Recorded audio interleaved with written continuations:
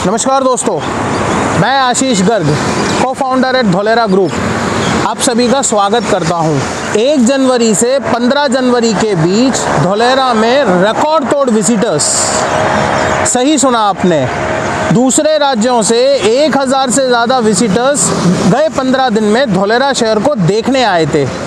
इसी सफ़र में हमारी मुलाकात हुई retired army officer RS Thomas जी से, जो ऑल दी वे कलकत्ता से धोलेरा शहर को देखने आए थे। और उसके अगले ही दिन बॉम्बे क्राइम ब्रांच से assistant commissioner of police mister Sanjay Patil Dholera शहर को देखने आए थे। अब आप सोचेंगे, इतने सारे लोग धोलेरा आखिर क्यों विज़िट कर रहे हैं? जी हाँ, इस वीडियो में हम गए समय में जाएंगे और वहाँ से समझते हुए आएंगे कि ऐसी क्या वजह है जो लोग धोलेरा से जुड़ रहे हैं, यहाँ पर निवेश कर रहे हैं, और ऐसा कौन सा दौर इंडियन रियल एस्टेट मार्केट में चल रहा है जो धोलेरा में निवेश करने से फ़ायदेमंद साबित होगा।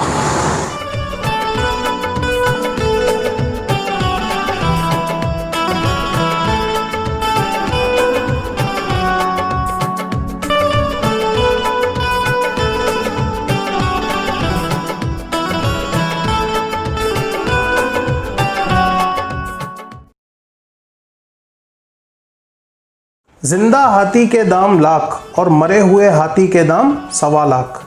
अलबत्ता यह कहावत आप सबने बखूबी सुनी होगी। देखिए, बुनियादी तौर से समझना बहुत ज़रूरी है। धोलेरा की नींव 2016-2017 में रखी गई थी। तब लोगों ने धोलेरा को बनते देख ये बयान दिया था, अभी तो इसे बनने में बहुत वक्त लगेगा। समय निकलता गया और यहाँ पर ट्रंक इंफ्रास्ट्रक्चर का काम गोली की रफ्तार से होता गया। यह सारा काम एक पर्टिकुलर एरिया में हो रहा है जिसे एक्टिवेशन जोन भी कहते हैं। यह जो स्क्रीन पर आप मैप देख पा रहे हैं, इसमें पर्पल कलर एक्टिवेशन एरिया है जो टाउन प्लानिंग 2 ईस्ट में लगता है। इंफ्रास्ट्रक्चर जैसे आप स्क्रीन पर देख पा रहे हैं कि किस प्रकार रोड्स के नीचे अंडरग्राउंड फिटिंग के माध्यम से यहाँ पर ICT का काम किया जा रहा है। यह एनिमेशन देख आप अंदाज़ा लगा सकते हैं कि किस तरह रोड्स के नीचे काम किया गया है।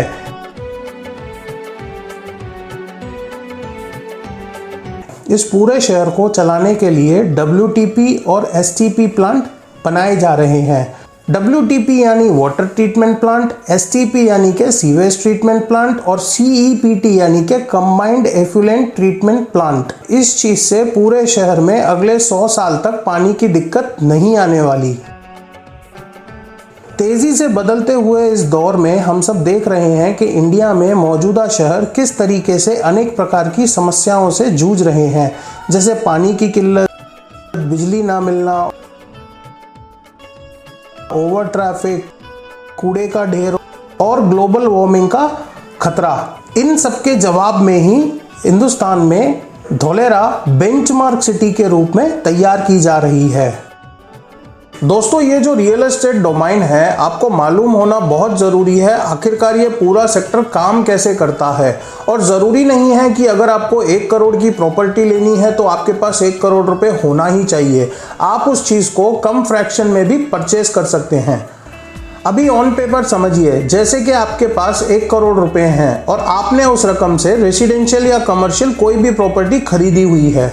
मान लिया जाए उसका 20,000 रुपये आपको रेंट आता है, तो 1 साल में 2,40,000 रुपये की अर्निंग होती है। यह 1 करोड़ हुआ प्राइस और 2,40,000 हुए अर्निंग। इसे P/E रेशियो भी कहते हैं। किसी भी इन्वेस्टमेंट करने से पहले आपको देखना होता है कि वो अच्छी इन्वेस्टमेंट है या नहीं, तो P/E रेशियो निकालना ज़रूरी है। तो यहाँ पर आप 42 रुपये लगाकर 1 रुपये कमा रहे हो 1 साल के अंदर। सिमिलरली मैं कहता हूँ यह पैसा बैंक में डाल दो। और अगर बैंक की बात करें तो अगर आप FD भी कराते हो और मान लिया जाए अगर आपको 6% एनुअल रिटर्न भी मिल रहा है, सो क्या मैं बोल सकता हूँ आप 100 रुपये लगाकर 6 रुपये की अर्निंग कर रहे हैं? तो इसका P/E रेशियो मैं निकालता हूँ तो 16/1 आ रहा है। तो बैंक में आप 16 रुपये डालते हो तो साल का 1 रुपये आ रहा है। तो जायज़ सी बात है, आपको लगने लगेगा कि रियल एस्टेट से तो अच्छा है मैं बैंक में FD क्यों ना करा लूँ। तो दोस्तों यही चीज को बुनियादी तरीके से समझना बहुत जरूरी है। होता क्या है कि एक सोसाइटी में एक घर होता है, आपको सिक्योरिटी फील होती है कि लाइफ लॉन्ग मैं इसमें रह सकता हूँ। एक प्राउड फीलिंग आती है कि फाइनली मेरे पास मेरे खुद की ज़मीन है, और सबसे इम्पोर्टेंट प्रॉपर्टी पे जो अप्रिसिएशन इंक्रीमेंट मिलेगा वो अलग। एक तरीके से ये रियल एस्टेट प्रोडक्टिव एसेट है। आपने इन्वेस्टमेंट तो कर दी, साथ में आपको कुछ कमा के दे रही है। अब धोलेरा मार्केट में प्राइस इंक्रीज होगा या नहीं, इस पे भी थोड़ी चर्चा कर लेते हैं। अगर आप नोट्स बना रहे हैं तो मेरी ये लाइन को अंडरलाइन कर लो। रियल एस्टेट में एरिया एंड लोकेशन सबसे इम्पोर्टेंट है, और धोलेरा में किस टाउन प्लानिंग स्कीम में और कितने मीटर रोड पे आपने कैसी प्रॉपर्टी ली है, इस चीज़ को समझना बेहद ज़रूरी है। मैं यहाँ एक जनरल एवरेज की बात कर रहा हूँ कि लास्ट 20 ईयर्स में इंडियन रियल एस्टेट मार्केट ने कैसे परफॉर्म किया है। 2001 में अगर किसी प्रॉपर्टी की वैल्यू 100 रुपये थी तो 2003 में वही प्रॉपर्टी की वैल्यू 300 रुपये हो गई। फिर 2003 से 2006 तक का वक्त कांस्टेंट रहा था।